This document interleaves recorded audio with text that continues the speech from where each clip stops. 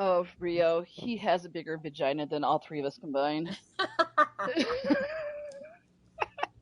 I apologize for that. Okay. That is so going into the comic episode on Monday. That's fine. Jem here, and I've jumped inside the pullback to discover the stories in my own comic, Jem and the Holograms, from IDW Publishing. Listen in as Mike, Aimee, and Nicole give their thoughts on the latest issue, who are all going to have a truly outrageous time inside the pullback. ShowTime synergy. Hello and welcome to The Pullback. This is Back Issue Classics episode 31. I am your host, TFG1Mike. Joining me is LadyWreck. Hello. Hello. And Nicole, Beatles, Diva, Hailstorm. Hello. Aloha. This is yet another Jem and the Holograms review. This will be featured on both The Pullback and Showtime Synergy. This is issue number 3 from IDW Publishing.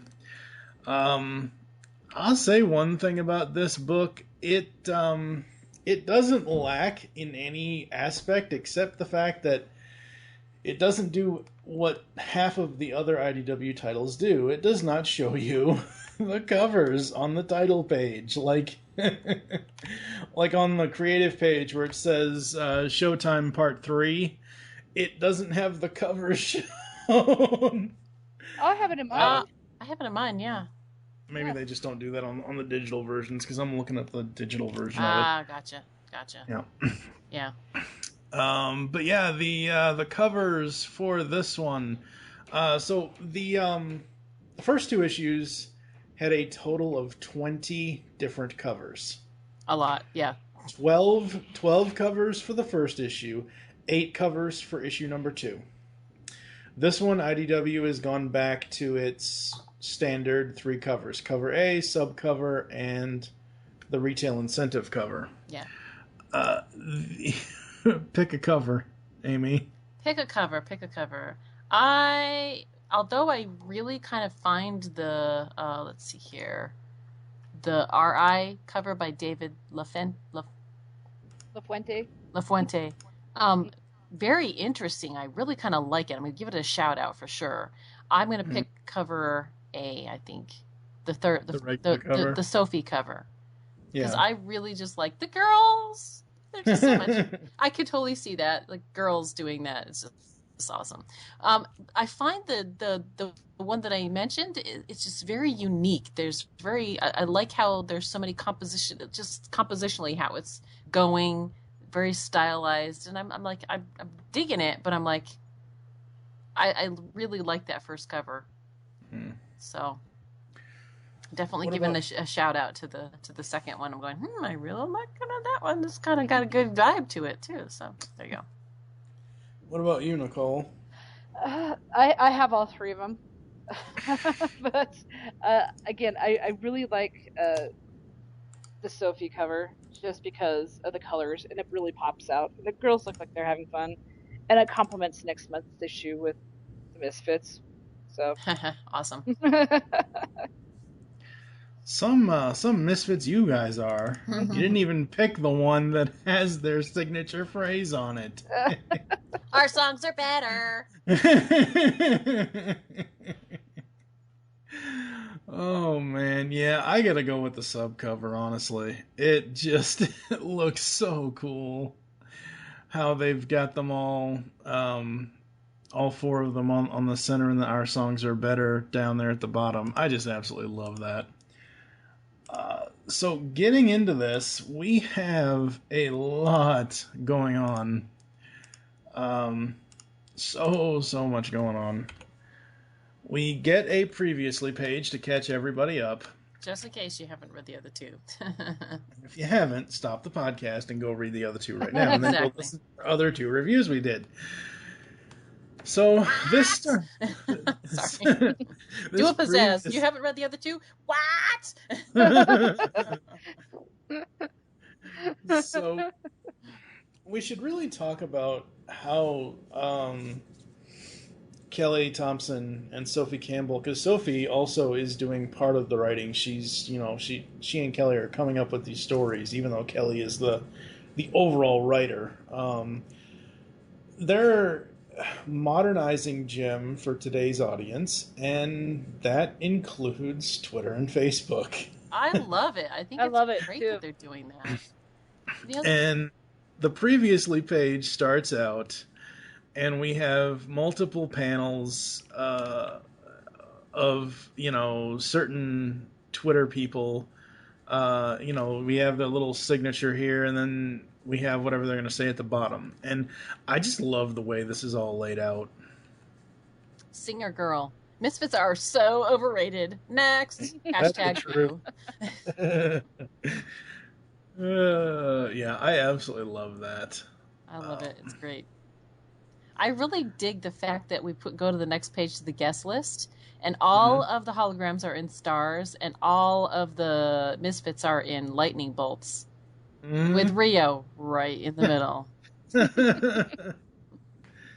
Okay, now Perfect. This is another thing we're gonna have to talk about, because anyone that's listened to the first 10 podcasts of Showtime Synergy where we're reviewing the old 80s cartoon, first of all, go listen to those. Second of all, will know that Nicole has an unbridled hatred of cartoon series Rio. Yes, I do.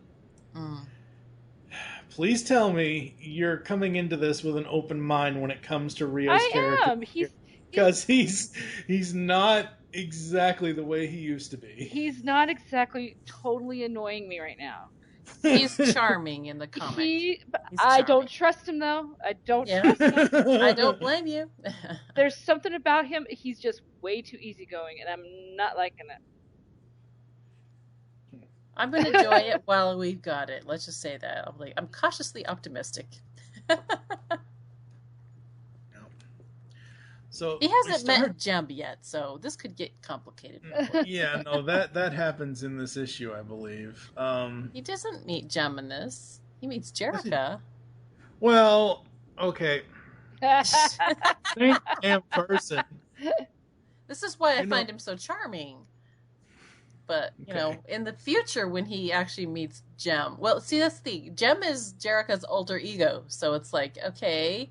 You've met Jerrica. Now what happens when you meet Jem and you think that she's a different girl? Now what happens? So we'll see when that happens. I think I told you ladies off air about this, but for you guys and for the listeners, I have this plan for our comic coverage here. The first main story arc, the Showtime story, will take up to issue 6. After issue 6 is released, they're going to start a new story arc, another, the next story arc. And I had tweeted around with Kelly Thompson and asked her, hey, we'd love to have you for an interview, but I want to do it after the first story arc. That way, because you know how websites, news sites and geek sites have to be up and current, and I've seen all these interviews and everything else, and they're all great. I'm not complaining about the interviews that came out before the book got launched, but I want to know stuff after we've already seen the first arc, and I am going to ask her, will Rio know the secret? Because holy crap, if they go through and pull a cartoon series, I will hate it. I will hate it. I just know I hate that. That will twist my tits in a knot. I'm not kidding. I will. Outtake right there. I say a lot of stuff I shouldn't. So, but it's just, I cannot go through that. I will give it a year before I really get livid about this. So, okay, there you go.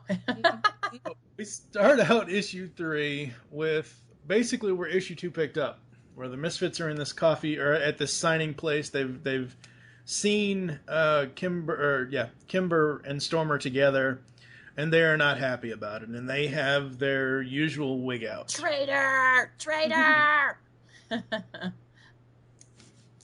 And we go back to wherever the hell they're living, loft, apartment, whatever it is, or business manager's office, I don't even know. And they're sitting around watching the news thing, and they're all arguing, and, Stormer really didn't do anything wrong. She didn't. She just had coffee with the girl. I mean, goodness. I am going to disagree right here. Okay, I don't care. She was checking out the competition. What can I say? Yeah, she was checking her out, but in the wrong way. Okay, she knew but that it was she was so right. No, she knows pizzazz, and she knows this would just set her off. And I'm one of those people. I'm like, you don't mess with the competition. Not that early on in the game, at least. You know. But Kimber is just so awesome. I just don't like it. I don't like it. I'm sorry. I find their logic was pretty interesting. It's like, hey, we were the distraction from the fact that you were, chumming with the enemy, So we made this big deal to basically to put the spotlight on us and our big deal rather than the fact that you were hanging out with the enemy. Right, but she wouldn't have been hanging out with the enemy if the other three hadn't abandoned her to do the damn signing. True. She could have left with them. Somebody has to do the PR stuff, right? Yeah. I don't know. I'm loving the designs that Sophie has given. Like now that we can actually see the Misfits other than on the covers and stuff, their individual designs are all so great. I love it. I love Jetta's little swirly thing on her head. This is awesome. It's like, this is one thing I like that they're bringing from the cartoon to the comic. They have different styles and different. You don't have like the same exact mold. I love the different. I mean, Pizzazz's hair is different than it was just a couple pages, into it. It's different, and then I'm really liking. This is her dressed down look, We even get the first appearance in the comic of Clash for half a panel. I love that. I was really surprised that they put Clash in so fast. I mean, I kind of wasn't, but I kind of was when I first read it because I'm like, hey, Clash is in there too. Well, they're already an established band, so it makes sense that Clash would be there. Yeah. So we have this whole argument, and it basically ends with Stormer just saying, "Oh, it was just coffee."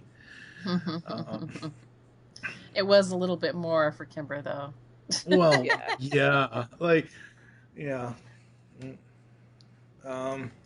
So we go to the next part of the book where Jerrica is outside of some building. I assume it's Rio's building or something, or his. I don't know. I guess. And we've got this little kid on Rio's bike. I think it's adorable. It is. The adorable factor just went up because it's like, hey, he's hanging out with the neighborhood little girl that's like, I want to be on your motorcycle. Can I play on it, please? I want to play. Yeah. And I love his and Jerrica's interaction here. It's really fun. It's very flirty. It's not emo at all. They're just meeting for the first time. So it's that kind of, first time, when a guy meets a girl kind of thing. I really like that.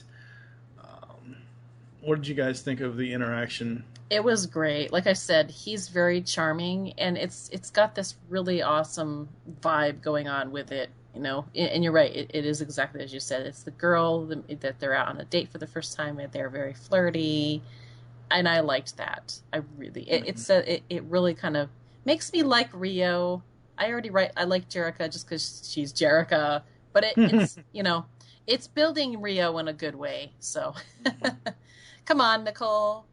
You like him in this? I like that this part of him, like I said, he seems too good to be true right now, okay? Yeah. Because it seems like a typical first date. They're having fun, they're making jokes, they're getting comfortable with each other. Yeah, I enjoy this Rio. The other thing is I could really hear Jerrica in these scenes with her and Rio, and they're talking and stuff like that. I could almost I could hear the voice of Jerrica from the show in this. So I was like, okay, this seems like I could even hear it coming right out of the show. So yeah, coming out of Sam's voice. Yeah. I mean, I even heard it in my head when she says, "So now that you've got me here, what do you plan to do with me?" And he says, "Feed you." And she says, "Diabolical." I can so hear Samantha Newark saying that. Yeah, and I just thought, wow, that so is her. That is such her. That is her voice to me. So Kelly is writing this so well, just so well. So they're at this fair carnival, I guess, kind of thing, and they have cotton candy and all that, and I mean, I just really enjoy this opening first date kind of thing with them, where, like, I think I would almost, and I know this is going to make people pass out when I say this, I would almost be on Nicole's side for Rio, because if they had started it out like they were already an item, like the show had, but since this is, they first met, they hadn't met yet, and blah, blah, blah, blah, blah, I'm really digging this. I mean, because that's the show. They had been friends for years. This, it's their meeting for the first time, and I like the freshness of that. So I'm hoping that because of that, it changes the dynamic a little bit. Maybe we'll feel less Rio and more like, okay, How was that? Rio. Yeah. I swear, dye your hair green. You are pizzazzing. We go back to. I have had green hair before. I have too. Loved it.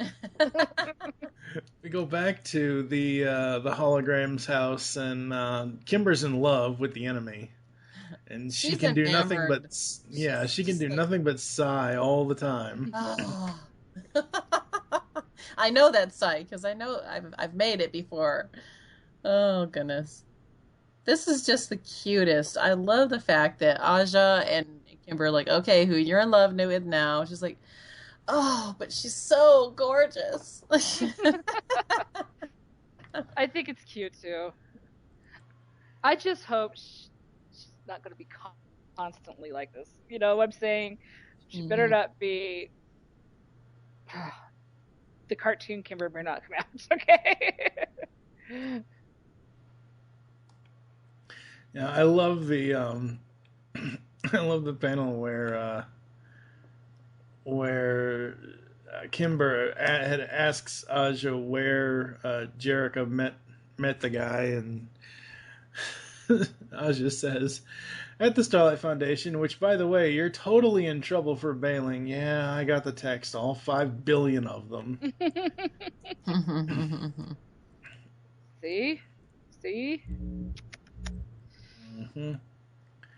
So we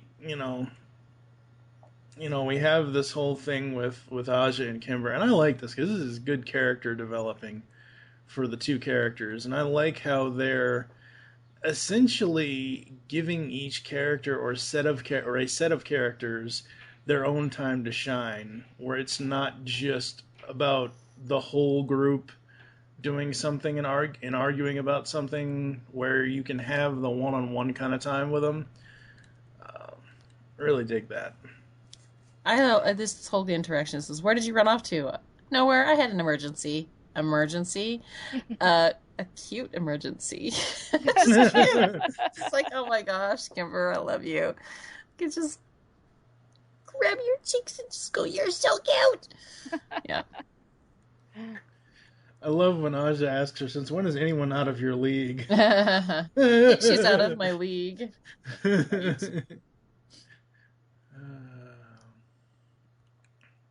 So she basically blackmails Aja into helping her. And Shayna shows up. I love the big hair on these. Like, on Shayna and Kimber, their hair has a life of its own.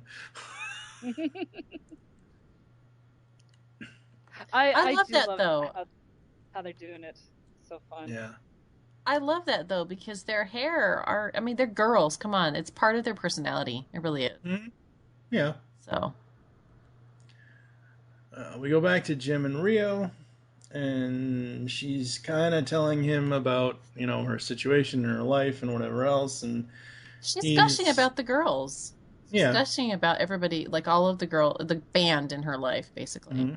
And I like it because it's like, it shows that they're really tight. They really are. And he even brings that up. He says, you guys are like really close. Yeah, they are. Which means that she's going to go home and gush every little detail about you, Rio. Just saying. Mm-hmm. And we get to the point where he says, then what? It'd be Jerrica and the Holograms, because they talk about her stage fright and the fact that he prefers to be on the sidelines and everything else. And this is what kind of, that line when he asks, he says it'd be Jerrica and the Holograms. This is what kind of leads me to hope that Kelly will eventually have him know. Mm. This isn't the 80s anymore, people. We don't need to have him not in the loop here. It'll be fun for a while, I guess. You're already just dreading it, aren't you? I am. It's just I'm honestly, if they keep it a secret for a little while, that will be fine for me. But they can't. I don't want to see them do what they did in the show, where they drag it out for like the whole thing. Mm-hmm. Because I think it'd be fun to just kind of play in that area, in that space for just a little while that he doesn't know, until they finally decide, okay, yeah, we're gonna trust him, we're gonna give him the no, and then they'll then go from there and see what the consequences of that are. Because story wise, you don't want to keep yourself in the same place forever. Yeah, try something new. I mean, yeah, let's try it out for a little bit, and then we'll let it go that direction, see where it goes. If they do that, I'll be all right, that's cool. I want to see where it heads. So I won't be against them keeping him in the dark for a little while, but as comics usually do, they kind of shift a little bit quicker. I'd like to see them, to keep it fresh and new, and I'd like to see them not keep it a secret forever. I know. I don't know how far along Kelly and Sophie are in the writing and the art process, as far as how many issues they've already got under their belt. I mean, obviously they have to write and do all these things, months ahead of time before the release date, obviously. But what I would like to honestly see is to, say, for example, and I don't know if this is going to happen, issue 4 or 5, he is introduced to Jem, or he sees Jem. By the middle or end of issue 6, the end of the first arc, either right then or at the end of issue 7 or beginning of issue 8 is when he finds out.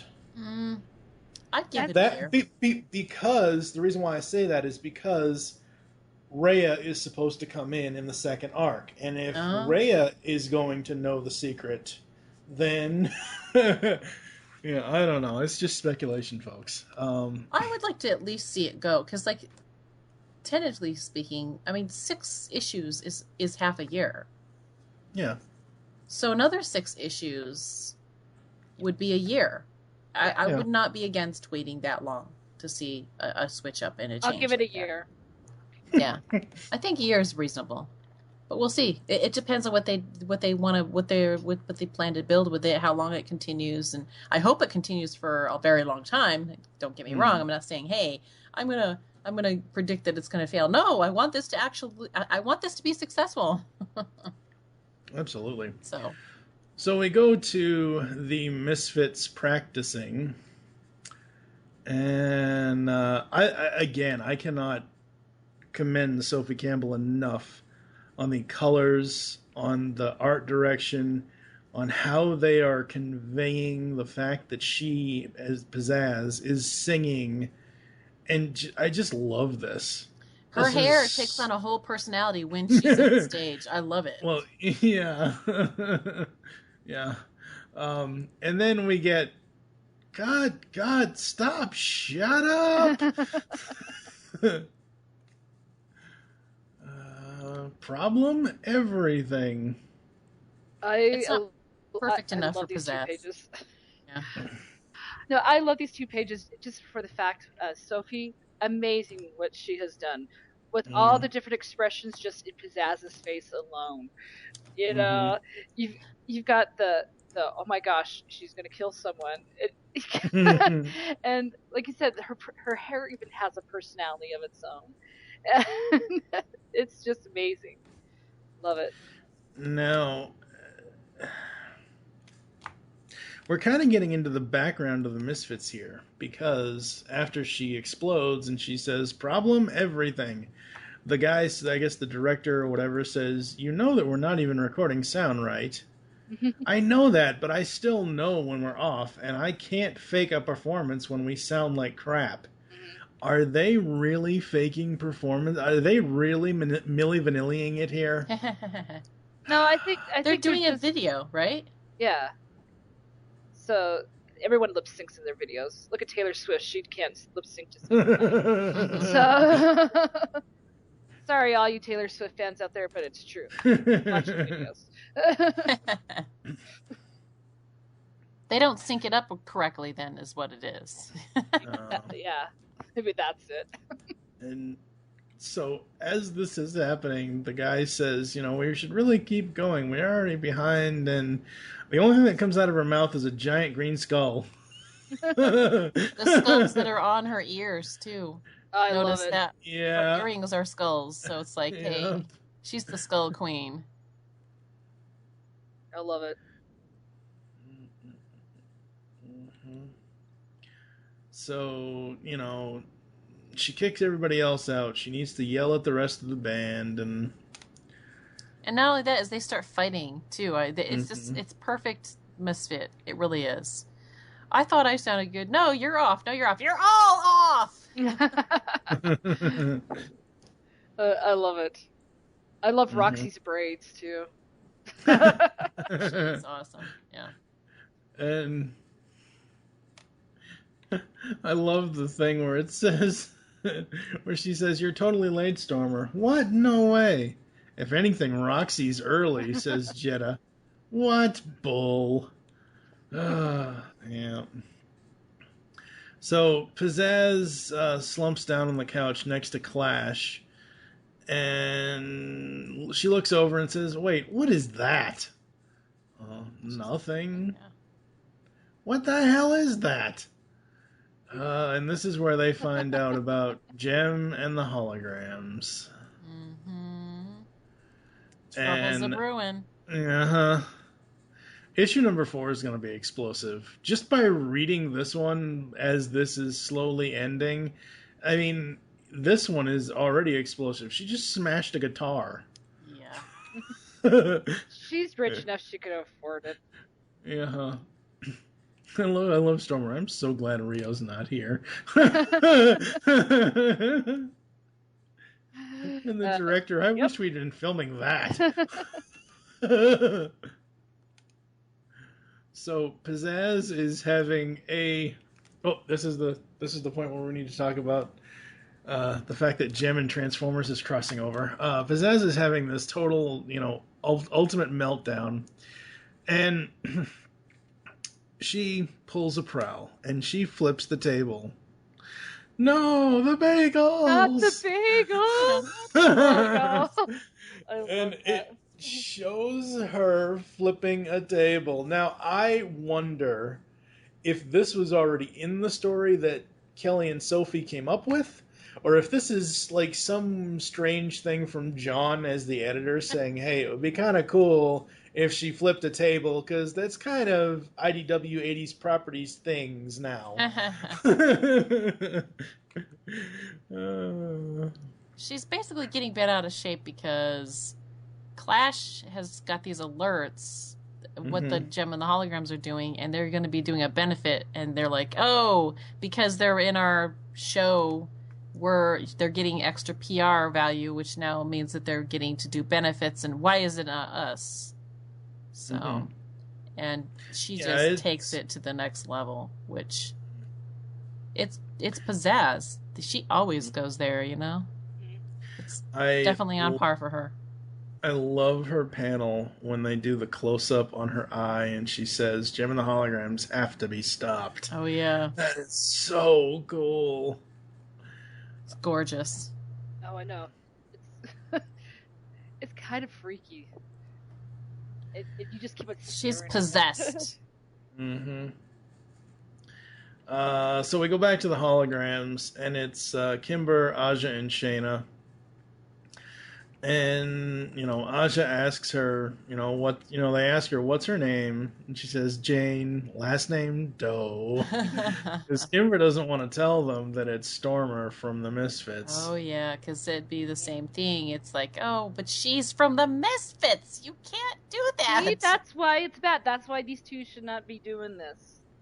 But I don't think the holograms would treat Kimber the way the Misfits treated Stormer. Aja likes to throw shoes.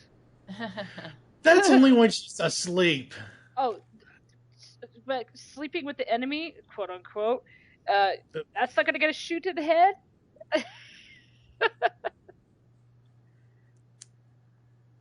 I think that she just doesn't want to take the heat for making the decision to, you like this girl, okay, but she's the enemy. We can't do that.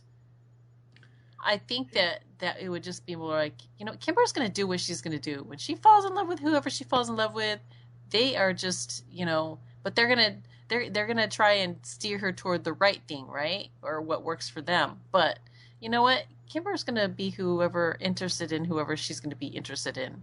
And I think she knows at some level that she's like, look, if I really like this girl, you guys are not going to make me not be liking her. So I think she just doesn't want, she's hedging her battles, basically.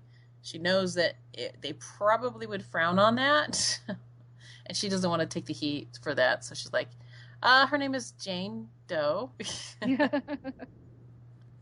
She's being all secretive about it, and it's great. It works for what's going on, and we'll see. I mean, it saves the build-up for them saying, hey, are you sure that you should be giving her a heat later. And I kind of like that. It kind of makes the build-up to that more interesting because of that. Absolutely. So we then cut back to Rio and Jerica on their first date. And apparently her first date needs have not been met because she has not won a stuffed animal yet. So they run off to get Jerica, a fluffy unicorn. Awesome. It's so fluffy! It's not a unicorn. At least Aimee got the Despicable Me reference. Get it. It's so fluffy!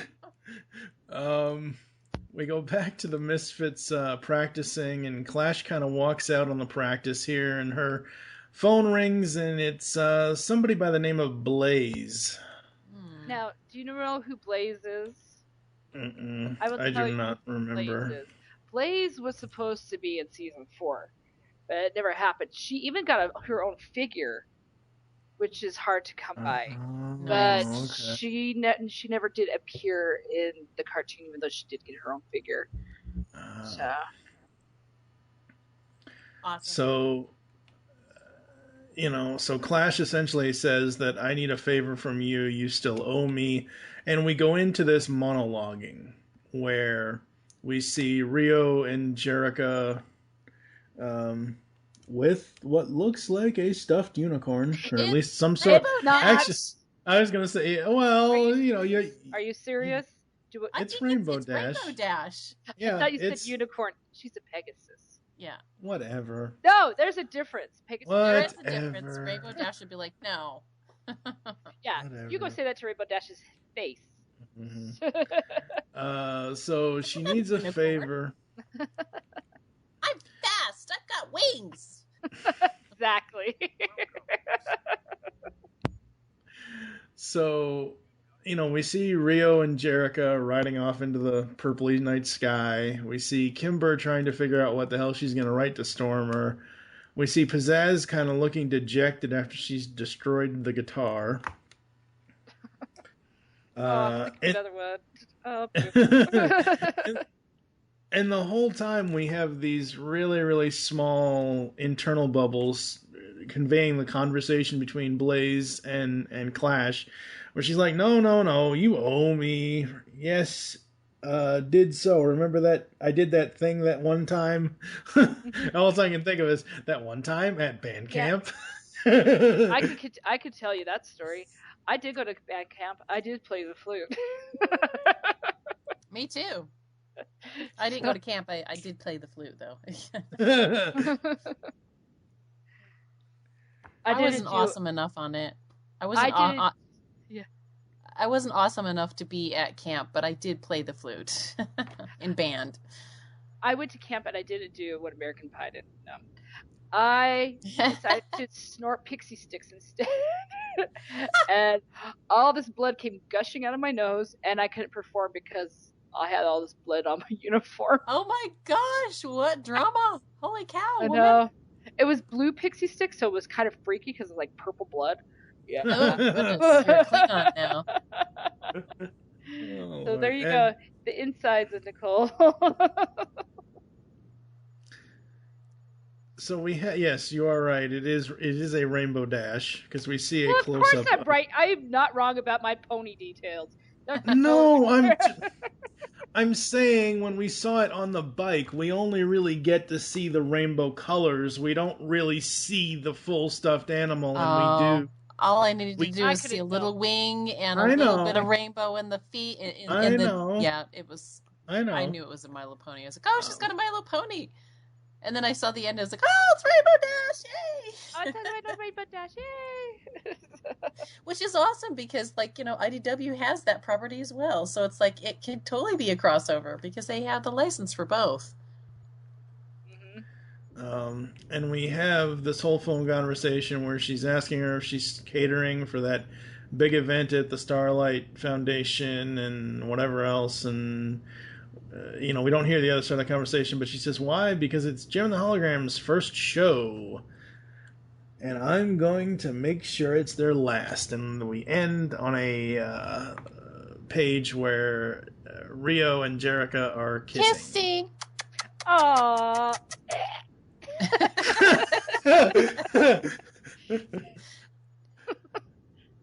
That's so girly.